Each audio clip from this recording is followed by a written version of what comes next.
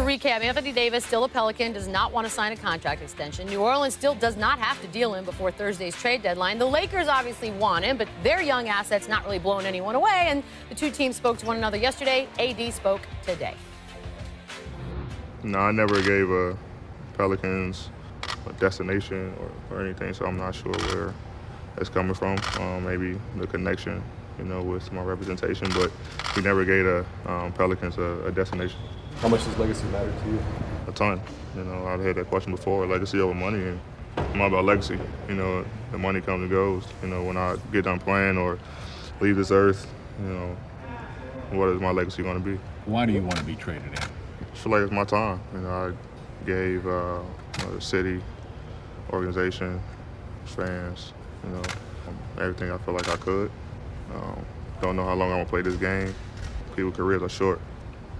And I feel like it's my time to move on. I wonder if he was ready for how high this would get escalated and how fast. Woj, the state right now of AD and the trade deadline is what?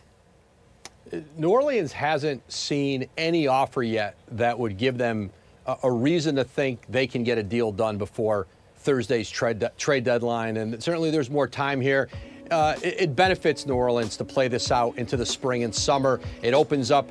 It really opens up the landscape for them and the kind of offers they can get. They learned with Chris Paul, and they went through this. It's better to do no deal than a bad deal. And they've talked with the Lakers. And listen, the one chance the Lakers have here is to keep escalating the offer every player, and then offer multiple first-round picks going forward for years to come. That may not get it done, but right now New Orleans, their view is beyond Thursday's trade deadline, and they expect to go into the postseason or after this season to the spring and summer with Anthony Davis.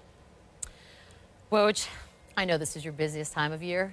Go forward, be safe. I'll get back here with Wilbon, who spent some time across the street last night at Staples Center, as one does. Do you think, in your heart of hearts, that this AD becoming a Laker possibility happens by next week? I think it could. I'm a little bit different than Woj on the feeling that he sounds like he doesn't think it will happen. I think it could happen. Okay. In part because when you have uncertainty in the other places you're talking about dealing with, Boston, then all of a sudden the leverage moves back to the Lakers, doesn't it? Right. Because they've got people in front of you now who can play. To some degree, I also disagree with the assessment that all these guys aren't adequate. What? First of all, you got 3 starters on the Lakers, a team that we know was in 4th place before LeBron went out, right? They're under team-friendly contracts. These are young starters in the NBA. I mean, and the Pelicans, let's not confuse this. The Pelicans are not coming from a position where they're, looking for a 4th seed or 5th seed. They don't want to take these guys back. What? They're out of the playoffs now. Right. They've had an unbelievably disappointing season, and the last we checked on them, they didn't sign Rondo, they didn't keep Boogie, and that is why AD is in the position he's in now, which is saying, I don't want to be here anymore. You be patient and see if any other opportunities open up this summer. Everybody's focused on the Lakers now.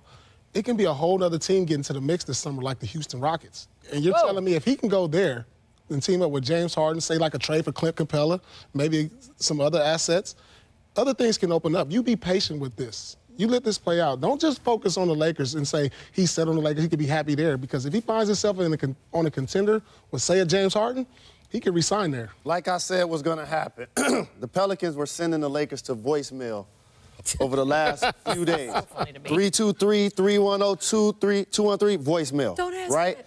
So they finally talk. The problem with the Lakers is KCP, his deal actually makes this happen.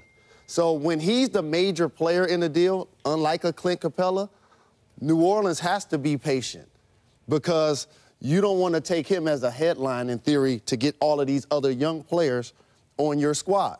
So I think the Pelicans do not do a deal between now and the deadline. No. Either way, Woj is busy, and it's going to be fun. LeBron's back. He headlines tomorrow's NBA Saturday primetime game up at Oracle, an all-California affair.